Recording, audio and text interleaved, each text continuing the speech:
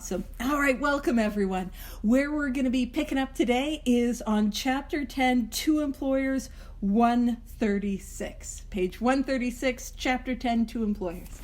And what's really interesting about the chapter Two Employers is it's actually the only chapter that was not written by Bill Wilson.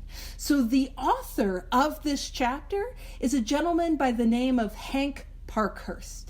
Hank, H-A-N-K, and Parkhurst, nope, that's not how you spell it, P-A-R-K-H-U-R-S-T, Hank Parkhurst. And if you want me to spell it again, I think I've lost the plot, and I don't know if I'm able to. But Hank Parkhurst, and if you're like, wait a minute, this name, Hank Parkhurst, sounds a little bit familiar. You might remember him you might be like, girl, how long ago was that? But way back when we were in The Doctor's Opinion. There were two alcoholics at the very end of The Doctor's Opinion.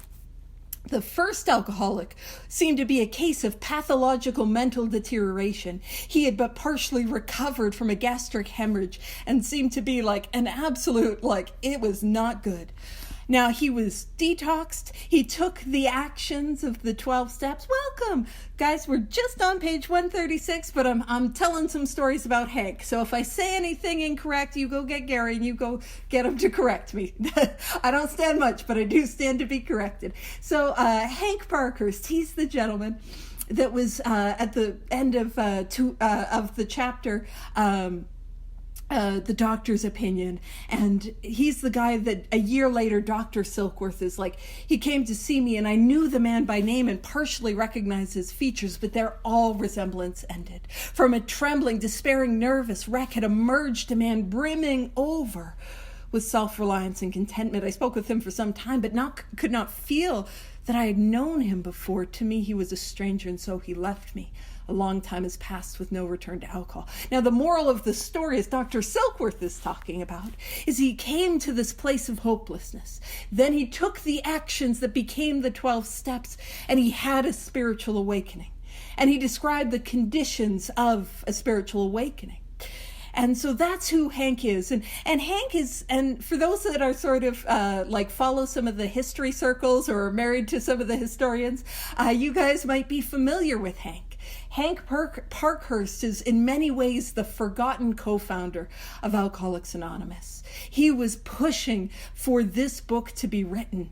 And I've heard it said people would describe Bill Wilson, the consummate salesperson. Bill wasn't a sales guy. He was a stock speculator. That's not Bill. You know who was a salesman? Hank Parkhurst.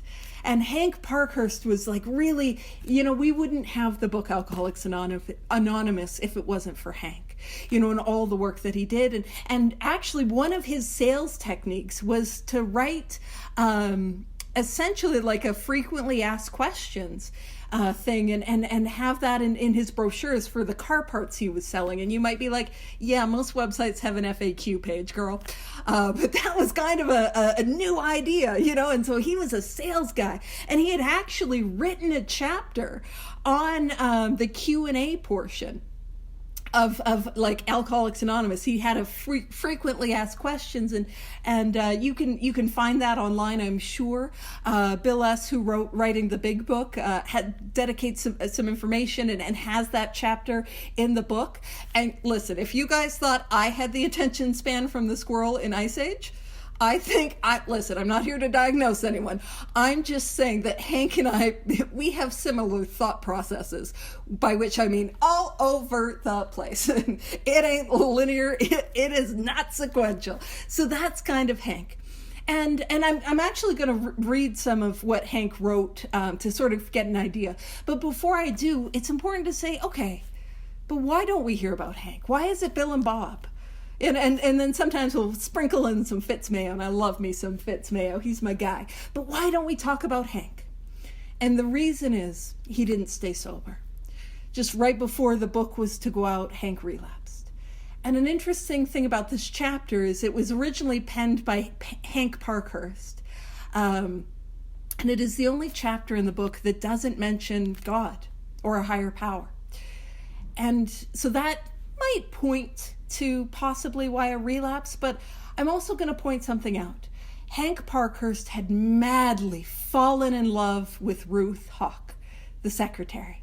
And but I'll tell you the love story, but I'll tell you, he was married. And if you remember, earlier in the book, it gives us a warning, which is if we do not have a sane, sound ideal for our sex life that we do not live up to, we're quite sure to drink.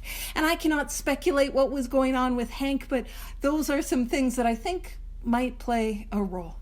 Now, yeah, he had fallen madly and deeply in love with Hank, and I have a friend who visited the central office in New York City, and he was doing the history tour, and he overheard somebody and sort of inquired, and he actually ran into Ruth Hawk's granddaughter and struck up a conversation, which that to me is the coolest thing. And she was sharing that Ruth would have absolutely, Hank was the love of her life, and she would have married him had he gotten sober, but couldn't. But so that's why we in part sort of forgot about Hank, and his influence didn't carry as much prominence as some of the other co-founders and historical guys. Now, I talk about how Two Employers was written by Hank, but from my understanding, it was heavily edited by Bill Wilson, and I'm going to explain why. So Hank and Ruth, they were, I'm assuming it's like a date night. They took a writing class in New York City, and the guy who was hosting the writing class was it was writing class by jazz, woo, freeform jazz writing. So it's a little all over the place. Now, Hank Parkhurst's story was in the first edition. It was called The Unbelievers, or The Unbeliever. And what I'm going to do is I'm going to read the first two paragraphs out of the story, The Unbeliever. It's no longer in the book Alcoholics Anonymous, but you can find it in Experience, Strength, and Hope, which carries all the stories that were taken out of the first three editions.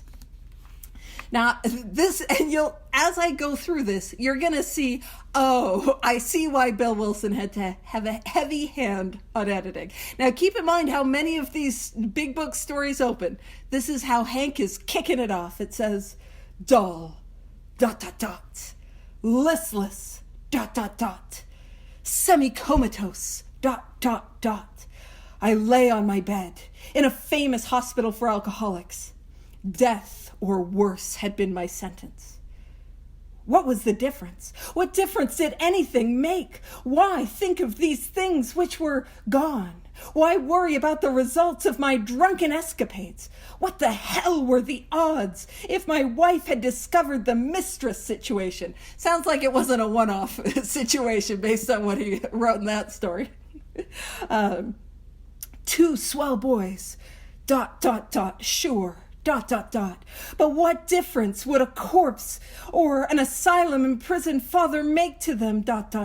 Thoughts stop whirling in my head, ... That's the worst of this sobering up process, ... The old think tank is geared in high, ... What do I mean, high, ... Where did that come from, ... Oh, yes, that first Cadillac, I had it. It had Ford Speeds, ... Had a high gear, ... Insane asylum, ... How that bus could scamper, ... Yes, ... Even then, liquor probably poisoned me. What had the little doctor said this morning? That little doctor would be our doctor, Dr. Silkworth. But what had that little doctor said this morning? ... Thoughts hesitate a moment, ... Stop your mad turning, ... What was I thinking about, ... Oh, yes, the doctor. And so I think, drama queen, absolutely. I think we get the picture that he might have needed some editing to sort of rein in the consciousness. And I know 3 dots is an ellipses, and you're supposed to have a pregnant pause. But, I can't wait 9 months, so I'm going to say ... Yeah, it snaps. It's like, yes, yeah. That is some poetry, man. It's beatnik generation. So Bill had to do some heavy editing. And all of that that to say, if you think my attention span is bad, Hank. And so that's kind of one of the things as we go through the chapter to employers.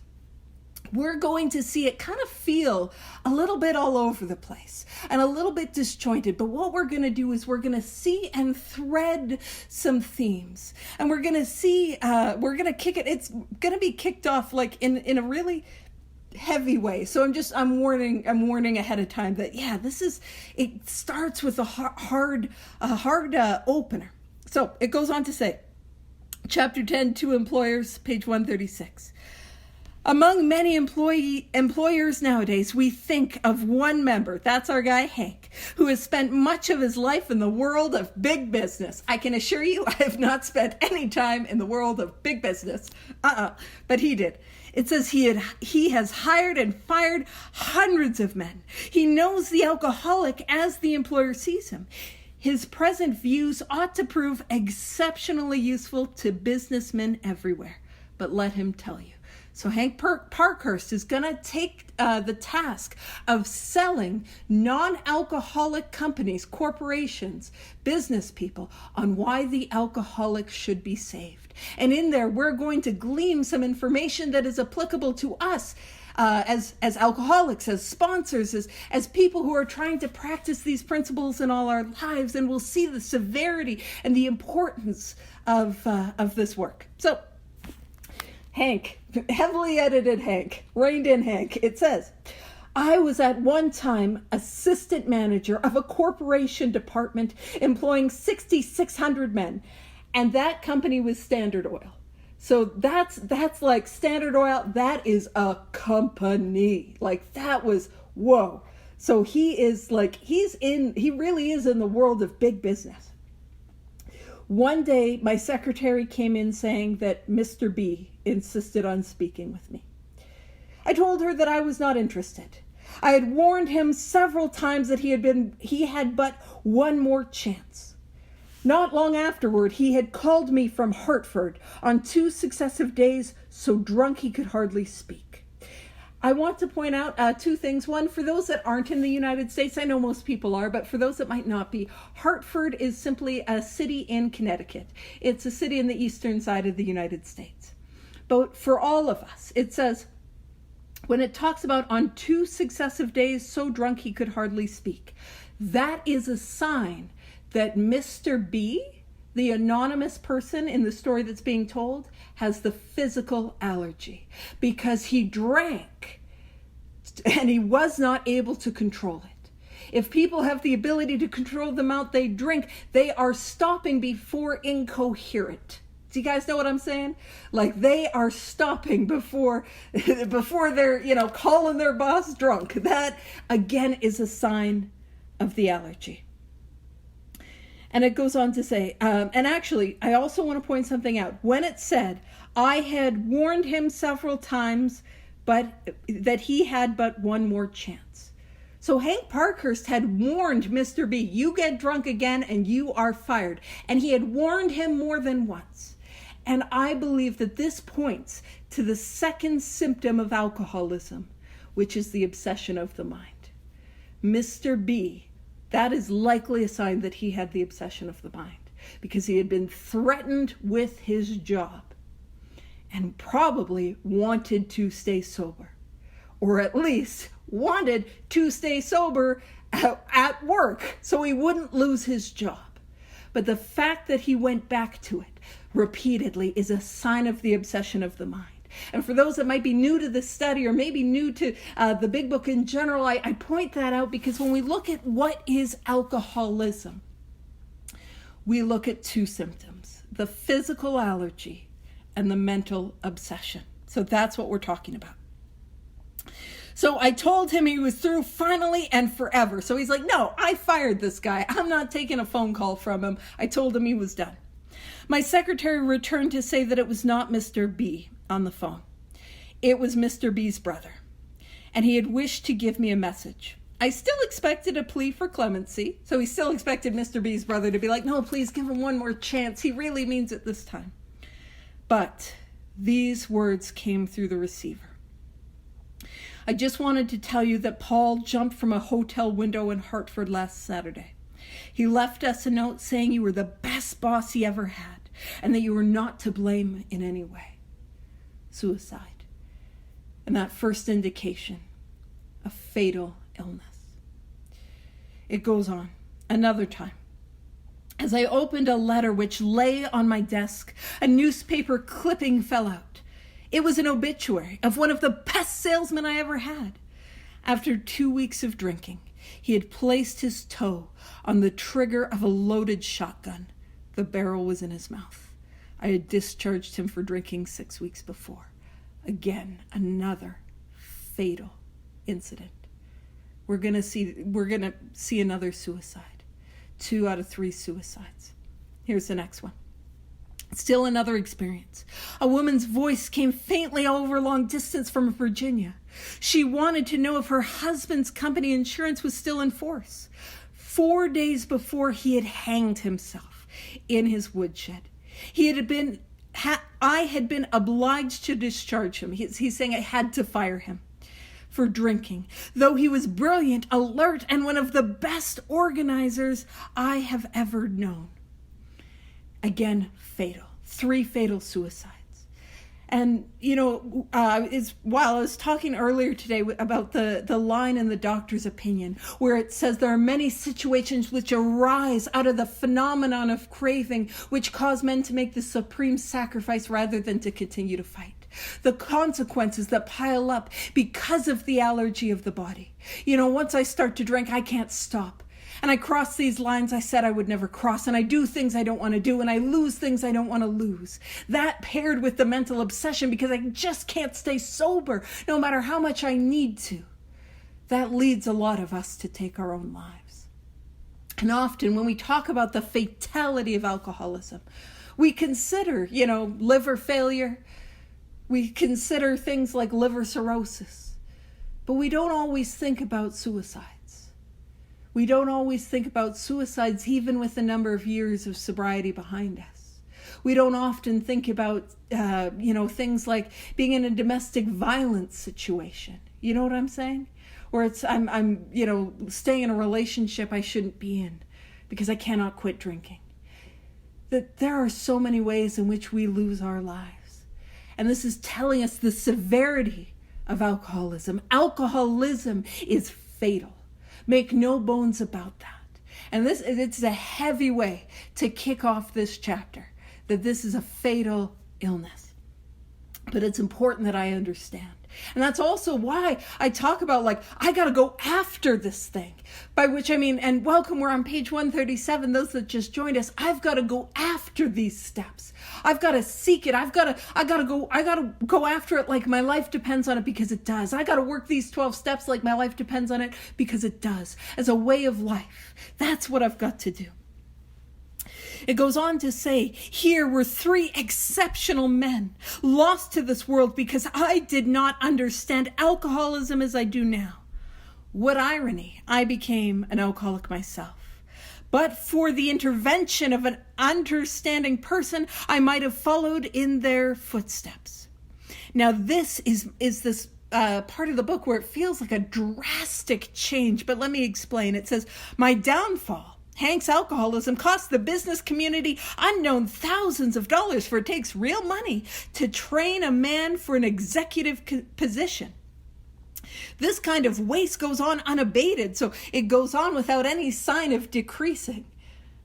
And he says, we think the business fabric is shot through with a situation which might be helped by a better understanding all around. And you might be like, because I know for me, I'm like, dude, what? I care about people. I deeply care about people. I don't care so much if Standard Oil lost some money. That's not something that I care about so much. And it feels like this, almost like a juxtaposition of whoa, why are we talking about that?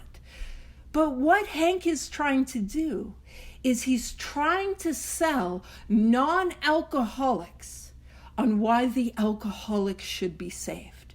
And so he kicks it off with an appeal to emotion.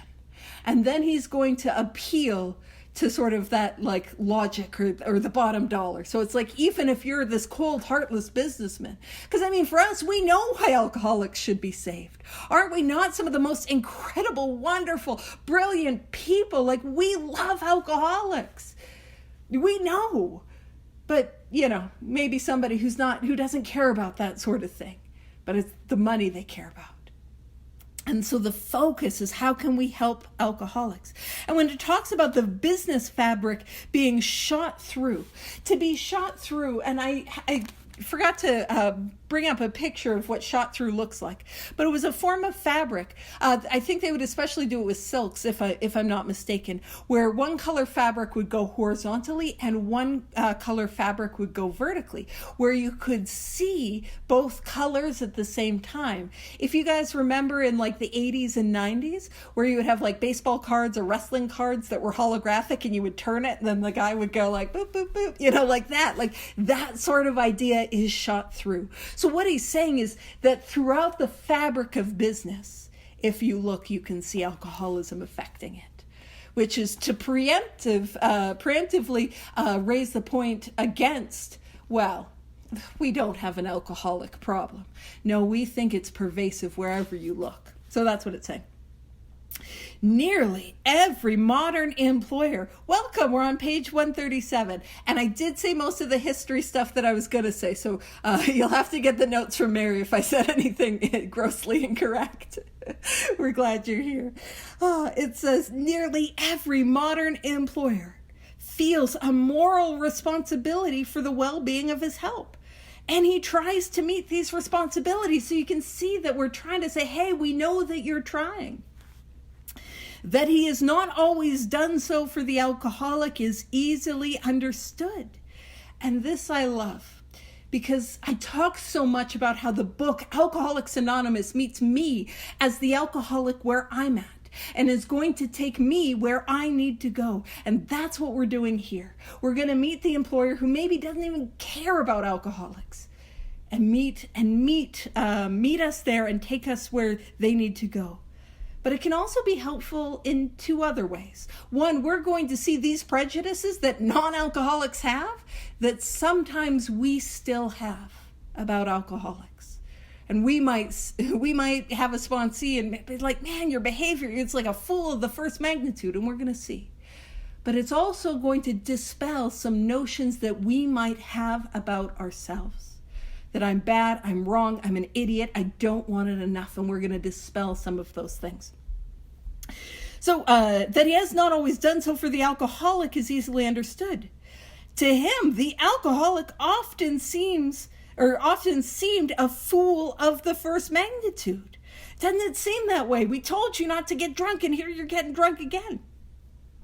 And so in this paragraph, we're really seeing like, hey, you tried. It says, because of the employee's special ability or of his own strong personal attachment to him, the employer sometimes kept such a man at work long beyond a reasonable period. Some employers have tried every known remedy. In only a few instances has there been a lack of patience and tolerance. And we, who have focused on the best employers, can scarcely blame them if they have been short with us. I will point out, we don't say that in Two Wives. It's like, we who have imposed on our spouses can hardly blame them. We're a little harder on that. But it's that like, yeah, hey, we know that you tried. Because it's that argument of like, hey, I tried to help them and it didn't work. To match that argument with sponsors, where it's like, I tried to help them and it didn't work. Or the argument that I might have with myself, I tried to get help and it didn't work. So here, for instance, is an example. So when we get into stories, we can see. And I love these stories because I really describe them as Hank not being a great communicator. Despite now, I'm gonna tease him a little bit because I think I can do that. I think Hank and I are close like that. This guy that died before I was ever born. We're homies. He'll let me get away with it a little bit. I don't think he would. But I'm going to tease him a little bit about his communication style. But then I'm going to offer him some grace. So here's the story. So it says, here, for instance, is a typical example. An officer of one of the largest banking institutions in the country knows I no longer drink. One day, he told me about an executive of the same bank who was, from his description, undoubtedly an alcoholic. So what would make him undoubtedly an alcoholic? The allergy and the obsession. Those are the two symptoms. And that's what we focus on. So it goes on to say, this seemed to me like an opportunity to be helpful. And I love that he uses the word helpful, because that's what I'm trying to do in 12-step work. Helpful. Not fix, not save, not manage, not cure, but to show up and to be helpful. So I spent 2 hours talking about alcoholism, the malady, and described the symptoms and results as best as I could. So the symptoms being the allergy and the obsession. And what are the results of the symptoms? Because I figure, it's always helpful to review this as we go through it. So what are the symptoms? What are the results? So if the first symptom of alcoholism is the physical allergy, the result of that symptom is once I start to drink, I can't control it. And I can't stop it every single time. So the result of the allergy is once I start, for me, it's like a little switch that goes off in the back of my head, and it tells me more. And the more that I drink, the more that I need to drink. I take a drink, the louder that more gets. And by the end of the night, the end of the spree, the end of the run, I need that next drink far more than I needed that first. You guys know what I'm talking about. That is the result. Now, the second symptom is the obsession of the mind. Now, the obsession of the mind is the thought that I have when I am sober. The obsession of the mind is the thought that I have when I am sober that tells me I can drink again. It tells me I will be okay. It tells me this time will be different. It tells me nobody will ever know. It tells me I just got to get it out of my system. It looks like a thought that is on me. Take a drink, take a drink, take a drink, take a drink until I finally give in. But it also looks like suddenly I'm out there living my life and suddenly I've got a drink in my hand and I don't even know how it happened. That is the obsession of the mind. So the symptom is the obsession. And the result is that I will relapse. And if we can extrapolate from that, we can understand our step one experience. My step one experience is I have to stay sober. I need to stay sober. I want to stay sober because of the allergy of the body and all the consequences that it brings. But I cannot stay sober because of the obsession of the mind. That thought that will always take me back inevitably to that first drink. And that obsession of the mind means that I will relapse. There will be a time and a place where I will drink again. And so that's what Hank would have been focusing on. And because that's what the book Alcoholics Anonymous really focuses on. We do a bit of a deep dive on the allergy in the doctor's opinion. And we do touch on it in There's a Solution and more about alcoholism. But man, much of what we focus on in step one is the obsession of the mind. Because what makes me powerless is not that once I start, I cannot stop. What makes me powerless is I will do it again despite that. And so that's what Hank would have been trying to illuminate. And that's what Hank would have been explaining for 2 hours. And so this is where I'm going to tease Hank. I think he can take it. So this big, large banking CEO guy says, very interesting. I'm sure this man, very interesting, but I'm sure this man is done drinking. He has just returned from a 3-month leave of absence, has taken a cure, looks fine, and to clinch the matter, the board of directors told him that this was his last chance. Hank spent 2 hours talking to the wind, Hank could have been talking to a wall. Hank did not effectively communicate it, and he's the salesman. Now, there's some, as we go into Vision for You, we'll see that it's possible. It is possible that Hank is going to have a bit of a redemption arc, and so I'll give him some grace. But we're going to see in some examples, Hank will tell these stories where he's like, I was communicating, and the guys are like, we're not interested. It's like, okay, buddy. But it really, that like this guy wasn't open to hearing it. But let's hold up this experience to our own light. What do we know happens? Well, do we know that 3 months off work is going to keep me sober? Have we ever tried taking time off work? That's not going to do it. Have we ever taken a cure? Now, taking a cure means like gone to treatment, done a detox in a facility, sought some outside help, some therapy, some counseling. Have we ever taken a cure? And did it not work? And then, have we ever been told, this is our last chance? No, but for reals this time. Have we ever had a last chance or 2 or 3 or 36 last chances? And what we know about alcoholism, and hopefully what Hank was trying to illuminate, is that none of those could keep an alcoholic sober. And that's helpful for us to reflect upon, because none of that could keep me sober. And it is not that I am weak-willed. It is not that I don't want it hard enough. And it's same for my sponsees. It's not that they're weak. It's not that they don't necessarily want it hard enough. You know, they went to treatment. They think they're okay. But alcoholism doesn't care what I put between me and alcoholism. It's going to just cut right through all of it. I can drink again and off I go. Alcoholism doesn't care. None of that is a sufficient substitute. So the only answer that I could make was if the man followed the usual pattern. Now that usual pattern is the cycle of alcoholism, which is really driven by the obsession of the mind. Now that cycle is that I come to filled with that remorse and regret. And actually, I should have, and I didn't, I should have queued up the, queued up the cycle so that I could screen share it so you guys could see what I'm talking about. For those that aren't familiar with it. What I'll do is I'll give you a little visual aid. So this is the cycle of alcoholism as we take it from the doctor's opinion, page XXVIII. And I can always put the picture in the chat after or in any of the WhatsApp chats as well. But this is the usual pattern. And it starts with that never again.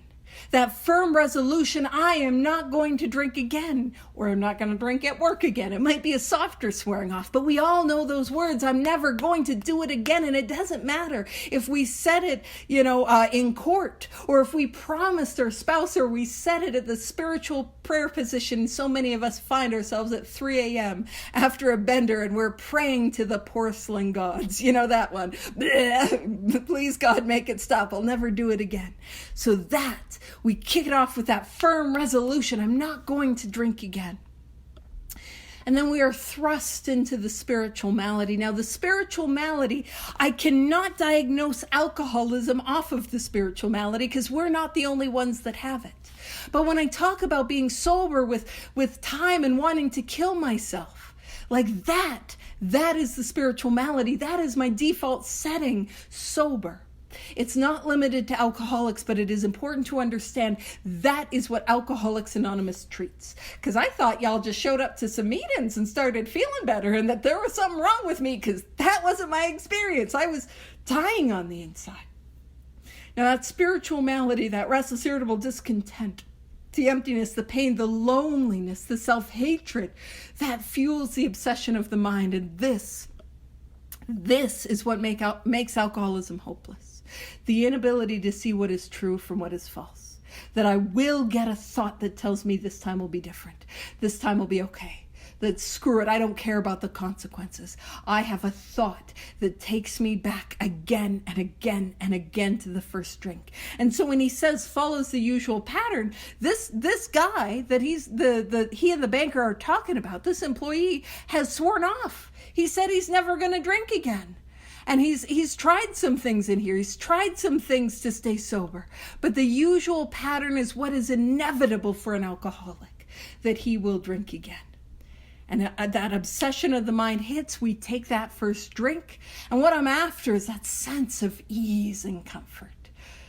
That's what I'm after. And I get that. And it lasts only an instant. It's only a sense. But it sets off that allergy, and that allergy tells me just one more, just one more, just one more, just one more, and I can't control it, and I'm off on a spree. And I'm going through that spree, and a spree is any length of time that I'm drinking. That spree is months, days, weeks, years, or a single evening. But at some point, that spree comes to a screeching halt. And I emerge remorseful, filled with that guilt and that shame and that remorse and that self-hatred. And it leads me to say, that's it, I'm never going to drink again. But you see, sobriety is not a solution to my alcoholism, because every time that mental obsession kicked in, I was sober. And see, this is the pattern. And when I can see this in my life, this experience in my life, and my life in this experience, that is step one. When I see that, I can see that I have to stay sober. I need to stay sober. I want to stay sober, but I cannot stay sober. That it is a cycle. That is step one, and that's what I need to see. And just while I have it, while I'm on this tangent, Hank and I are nothing alike. I'm so focused. I wouldn't spend 2 hours on a single point. Yikes. Me bouncing around. The belief that a solution could exist. Now, the solution that we have in Alcoholics Anonymous is this. It is a spiritual awakening, spiritual experience. Entire psychic change. That's what it is. And if I can believe that there is a solution, that spiritual awakening exists, that's step two. And the decision that I am going to get off this cycle, I'm going to work these 12 steps as a way of life, like my life depends on it, because it does. That decision is step three. How I get from that place of hopelessness, step one, to the experience in step 12 of the spiritual awakening is the 12 steps. The 12 steps are really the vehicle that takes me from hopelessness to hope. So I point that out because that is the usual pattern. And I can find examples from my own life of this pattern, of this cycle. And I am going to see if I am able to multitask well enough, maybe, to be able to put it in the chat while I say words. Look at that. Look at that multitasking. So smooth. So smooth. Alrighty. So Hank Parkhurst goes on to say, I felt this was inevitable. And that's what we're trying to say. That bigger bust than ever is inevitable. It is if I have alcoholism and my alcoholism is untreated. It is not about if I drink again, but when I drink again. It is inevitable. And wondered if the bank was not doing the man an injustice. Why not bring him into contact with some of our alcoholic crowd? And those early days, AA, and in those very early days, it wasn't even AA. It was a bunch of alcoholics hanging around Oxford group meetings, which I do love, because I think the Oxford group was really chill and really accepting of a bunch of drunks hanging out. Some of them probably, but I just imagine some fancy pants, like upper class, like, oh yes, we are here to find God. And then somebody that's like dry heaving in the corner because they're going through withdrawals, they got their little teacups, and then, yeah, I'm a drunk, and I love it too, because, like the refined upper class people. And then people like us as alcoholics, we have names. We have names that precede us. For example, Dumpster Jim. It's like, oh yes, this is Lady Eleanor. Lady Eleanor, meet Dumpster Jim. Wonder how he got that name. I just love that visual. Is it historically accurate? Gary will correct me. But that's the visual I always like to bring. So. But why not at least give him the opportunity? That's what he's saying. He's not even saying hey, you got to send it. Could you at least make an introduction for us, And he goes on to say, why not bring him into contact with some of our alcoholic crowd? He might have a chance. And that's important. Because if I'm up against alcoholism, I'm up against an illness where, man, on my own, I don't have a chance. If I don't have alcoholism, I got a lot of options. I got a lot of choices. There's a lot of things I can do. But if I have alcoholism, I don't have a chance. I pointed out that I had nothing to drink whatever for 3 years. And this in the face of difficulties that would have made 9 out of 10 men drink their heads off. And I think there's something to that. That demonstration that this is a program that does not just work while it's smooth sailing. This is something that I know from my own experience works when I am in the storm of life, when life is hitting and my world has been turned upside down, and I don't know which way is up, and I don't know how to take another step. I don't know what to do. This is a program that works. This is a way of life that works. Otherwise, we wouldn't be here. You know what I mean? It takes nothing for me. Like, anyone here have a drink when you had a bad day? Anyone here have a drink when you had a good day? Anyone here have a drink when you had a Tuesday? You know what I mean? Like, it took nothing. It took nothing. But when we face life, and we're able to face life, like that, I think there's value in that. But of course, the value in that this thing is far more than just, I'm sober today. There's a transformation that happens. Anywho, off on a tangent, me and Hank. I really think we would have, struggled together like boop, boop, boop, boop, just all over the place. Alrighty. And it said, goes on to say, why not at least afford him an opportunity to hear my story? And that's what we do, is we share our stories. We share our stories, and how I like to focus on it is I share my story with the illness of alcoholism. I share my story with the allergy, my story with the obsession. And if I get a sense it would be helpful, the story of my experience with the story of the spiritual malady. But I've also got to have experience, my story with the steps and my story with the spiritual awakening. So I just throw that out there. It says, oh no, said my friend. This chap is either through with liquor, or if he is minus a job. So he's either sober or we're going to fire him. If he has your willpower and guts, he will make the grade. He goes on to say, I wanted to throw up my hands in discouragement, and how could he not? He's talking to him for 2 hours that willpower is not sufficient. Courage is not sufficient. Desire is not sufficient. Consequences are not sufficient. Treatment not sufficient. Rest is not sufficient. None of these things are sufficient. And the guy's like, yes, if he's got your willpower and guts, he'll stay sober. No, it wasn't willpower and guts. It was a spiritual awakening that happened as the result of this course of action that allowed me to stay sober. But, he wasn't hearing him. Now, so that's me giving him grace. I always like to tease Hank and be like, what was he communicating, that master communicator, Also, another thing about Hank is he wanted to write a chapter addressed to the potential alcoholic.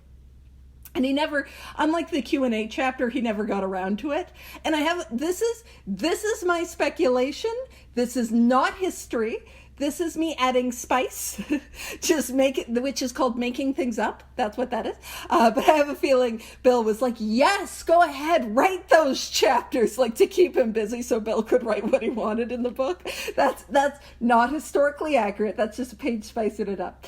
But when I heard about that, because like when I got here and I heard potential alcoholic, let me tell you, I grabbed a hold of that. That was the first time in my life I ever thought I had potential. I'm like, potential alcoholic, because I didn't think I had alcoholism. That's a little drastic, but a potential alcoholic, that seems like diet AA, baby alcoholism, just, like not a big deal. That's what I've got. Now it turns out I just got alcoholism, just the regular kind, get it at Costco, Costco sized alcoholism, just regular, so it says, it goes on to say, I wanted to throw up my hands in discouragement, for I saw that I had failed to help my banker friend understand. He simply could not believe that his brother executive was suffering from a serious illness. Again, this alcoholism is a serious illness. It is a progressive illness. It is a fatal illness. And when I talk about it being fatal, like we saw from the get-go 3 suicides. And we all know people that we love and that we cared about that have not survived this illness. But when I talk about it being progressive, I think we all know those people who have been able to stay sober for a long time off very little and then relapse and not able to get sober again. And like Hank wasn't able to get sober again. And it's just a reminder that if I am sober today, recovered or otherwise, but if I am sober today, in this moment, there is an opportunity that is afforded me, a chance that I might have that I might not ever get again. And the best thing that I could do is grab a hold of it, even if I'm scared, even if I don't want to, and grab a hold of these 12 steps as a way of life, regardless of what I think, regardless of what I feel about them, and dive in. Whether I've been sober a while or I'm brand new, grab a hold and dive in. And I also want to emphasize illness. Now, at this time, alcohol is in history. When this book was published in 1939, written 37-38, alcoholism was not designated as an illness by the American Medical and American Psychiatric Association. That happened later, and in large part due to Marty Mann, the woman who is credited with being the first woman to have long-term sobriety. She gets the number one, but there's some that came before. One had a slip, and anywho, all of that to say Marty Mann and the work that she did to get it recognized as a disease. So I don't ever correct people if they talk about the disease of alcoholism, because that is correct. But I like to focus on illness as opposed to disease. And the reason is, and some of you guys are probably sick of hearing me make this distinction, but the reason is, a disease is a doctor's report or a doctor's diagnosis. A disease is the doctor saying, you have this. And how often have we been told, you have this problem, you're an alcoholic, and I can't hear it, it's just bouncing off. But an illness is a report of the patient's symptoms. So the patient reporting their symptoms. And I am the one that needs to be convinced. I need to see, do I have these symptoms in my life? And so that's why I love that it's illness, because I'm the one that needs to be convinced. So it goes on to say, there was nothing to do but wait. And how true that is. How true that is. He knew he couldn't grab a hold of the guy. And we know for what it's like when we're working with people. I often talk a lot about that window of willingness.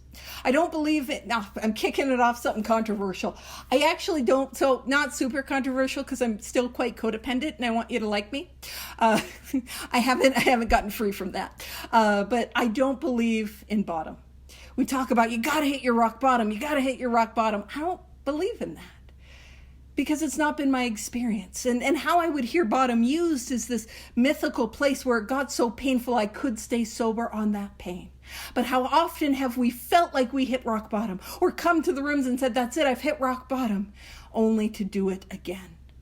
And you see, what I believe happens is I burn my life to the ground, and I can do it drunk or sober, but I burn my life to the ground, and I get in so much pain where a window opens up. And I can take action within that window. In fact, I have to take action with that window, where I'm willing to do things I wasn't willing to do, like inventory, where I'm willing to do things I wasn't willing to do, like amends, where I'm willing to do things like prayer and meditation that I wasn't willing to do. I'm willing to go after it when I wasn't willing to go after it before. But you see, the problem is the window always closes. The window always closes. And that's why I got to move quickly, and I got to move thoroughly when the window is open. Because man, if we can get enough God, but what I mean by that, if I can get enough action through the 12 steps that allows God to move and work in my life, I'll be okay and I'll make it through. And that momentum will carry. But if that window closes, man, I'm in trouble. And we've all been there where the window closes. I think we all know what it's like when you're at a meeting and somebody's talking about step 9, or they're not even, and you have an amends that comes to mind, and you're like, oh no, I better make that amends. And you have that little window where you're like, okay, I'm going to do it. And then you put it off till tomorrow, and then the next day it doesn't seem like a good idea anymore, and you just brush it aside. I know you guys always make your amends right away and not have sat on a single one of those. But we know what that's like. And you might know what that's like when you're working with a sponsee and they're going after it and you're going after it. And then all of a sudden, no, I got to reschedule. No, I'm really just going to, right? The window begins to close. And when he says there is nothing to do but wait, what is inevitable for an alcoholic is the relapse and waiting for that pain. It goes on to say, presently the man did slip, because that was inevitable. When we talk about a relapse, it is never what happened. What happened is inevitable. For an alcoholic to relapse, that is inevitable. Like the sun coming up in the morning and the moon coming out at night, it is inevitable. It's what didn't happen, or what stopped happening. What did not happen, the spiritual action of the 12 steps is a way of life to bring about a spiritual awakening. or what stopped happening, that continuation of these steps is a way of life. That's what happened. So presently the man did slip and was fired. Following his discharge, we contacted him. Without much ado, he accepted the principles and procedures that had helped us. And probably because he was burned his life to the ground. He just got fired. Got fired after doing, treatment and after taking a break off work and doing all of that. So the window was then open for him. And when we talk about the principles and procedures that had helped us, what is that? That is very simply the 12 steps as outlined in this book. I point that out because it's like, what do I got to do? The 12 steps as outlined in this book. That's it. That's it. It is simple. He's going to use a lot of synonyms, but it is simple. It says he is undoubtedly on the road to recovery. I point out it's a road, it's a path, it's a journey. It's rude that it's not a destination. Because listen, I was talking about the weather.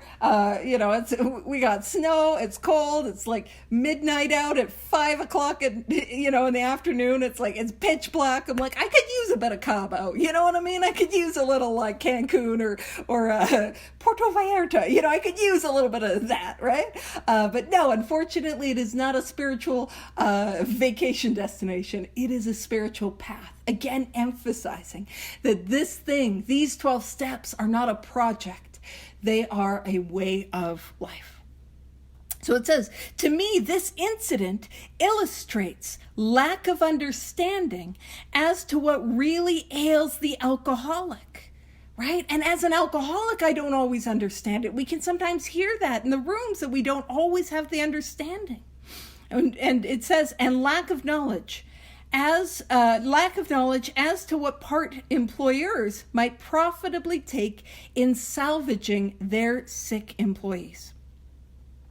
So I'm at a place where I'm like, oh no, well, whatever. I'll do the next paragraph. I'm like, Vivian would probably want me to stop now, but I'm like, oh, I could get away with it. I could get away with it a little. So I'll get away with it a little. So I'll see how we might not finish the paragraph, but we'll go on a little bit. It says, if you desire to help, it might be well to disregard your own drinking or lack of it. So laying aside prejudice. We were asked to do that as alcoholics in step 2, but it's asking the employer to lay aside prejudice, to lay aside their opinions about something which the employer might not have any experience with, which is alcoholism. So lay aside our experience, or the employer's experience of drinking, because their drinking is going to be different than ours. It goes on to say, whether you are a hard drinker, a moderate drinker, or a teetotaler, a teetotaler is somebody that just doesn't really drink, you may have some pretty strong opinions. Again, opinions, so lay aside those, and perhaps prejudices. Have an opinion on which I have no experience with. And so, and keep in mind, that's what we have to do for us with a higher power, or with the idea of these steps. Lay aside our old ideas, our opinions. I can't stay sober on an idea. I can't stay sober on an opinion. I need to have an experience. So it goes on to say, those who drink moderately may be more annoyed with an alcoholic than a total abstainer would be. Now, this is, if you guys remember in step 5, I spoke about the Missy Elliott promises. Y'all remember Missy Elliott? She was a rap artist, hip hop, I believe. In 2002, she came out with that song where it's like, flip it and reverse it, Yeah. And in that song, she's like, you got a big burp, let me search it. Now, I'm sure the lyric was, you've got a big book, let me search it for clear-cut directions on how to recover. I know Kate wouldn't think anything, especially Kate wouldn't think anything untoward of little Missy Elliott. Let me search it for, the directions on how to recover. But in it, she says a lyric and then reverses it. And in step 5, we spoke about the Missy Elliott promises. And now what we're going to see is what I like to call the Missy Elliott qualifications. So we're going to see what qualifies as a non-alcoholic, and then we're going to flip it, and reverse it. So let's see what happens when we do that. So those who drink moderately may be more annoyed with an alcoholic than a total abstainer would be. Drinking occasionally and understanding your own reactions, it is possible for you to be quite sure of many things which so far as the alcoholic is concerned are not always so. So as a moderate drinker, so if I wanted to qualify myself as a moderate drinker, this is what the experience would be. You can take your liquor or leave it alone. So let's Missy Elliott and reverse it. Could I just decide I don't want to drink and have that have any effect? So a moderate drinker, you can make a little note right there that they have no obsession of the mind. Holidays, maybe I'll have a drink or two for the holidays, and they won't pick it up again until, I don't know another appropriate drinking holiday. I don't got it. But they might have a drink or two around the holidays, but no, they're not, they don't need it. So they can take it or leave it alone. They can choose whether or not they drink. And as an alcoholic, Missy Elliott, flip down, flip it, and reverse it, I cannot choose whether I will drink or not. That's important. So this is the other diagnostic criteria of a moderate drinker. It says, whenever you want to, you control your drinking. Does that sound familiar? Nope. So you can make a little note that it says no, that what we mean is they have no allergy. What's my experience with drinking? More often than not, that switch gets flipped. I got no control. So no control. Yeah. Non-alcoholics don't ruin Christmas with their drinking. Yeah. And a non-alcoholic, by the way, they're not the sort of person, it's the holiday season where it's like, oh, Paige, would you like a drink for the holidays? And I have to say, no, I'm sorry, I have Easter plans, cause I'll hit the next holiday, that's the sort of place I am. So no control. As an alcoholic, I have no control every single time, but a moderate drinker can control it every single time. And again, if you're struggling, what does control look like? Dry pants, both the shoes, those are some indications. A pinky's up, I'm a lady, right? So it goes on to say, so those are the Missy Elliott qualifications. So do I have control? Do I have choice? If the answer is no, then guess what? I don't qualify as a moderate drinker. I flip down, flip it, and reverse it. If I'm not a moderate drinker, I've got alcoholism. And again, I want to point out, a moderate drinker will control it every single time. And a moderate drinker has the power to choose whether they will drink or not. And when it's not an appropriate time, they will not drink. Like we do at the worst possible time. So again, flip down, flip it, and reverse it. Do I got those examples? Absolutely. So it goes on to say, of an evening, you can go on a mild bender, get up in the morning, shake your head, and go to business. To you, liquor is no real problem. Listen, I know what it's like to go on a bender and try to give my head a shake and go to business, but I was like dry heaving the whole way. When you're when we talk about willpower, man, I am way over the time. Somebody tell Vivian I was over. Somebody let her know. I did not manage the time well. But I would show up, but I would show up hungover. Willpower has no power to keep me sober as an alcoholic. But make no bones about it, we alcoholics have willpower. It takes willpower to get up at 6 a.m. to make that 7 a.m. shift when you've been drinking all night. You got what I mean? You're still wearing the clothes from the night before. That takes willpower. I got willpower. It just can't keep me sober. So to you, liquor is no real problem. You cannot see why it should be with anyone else save the spineless and stupid. And again, their experience with alcohol and with sobriety is radically different than ours. But I am at the hour, so what I will do is I will stop the recording.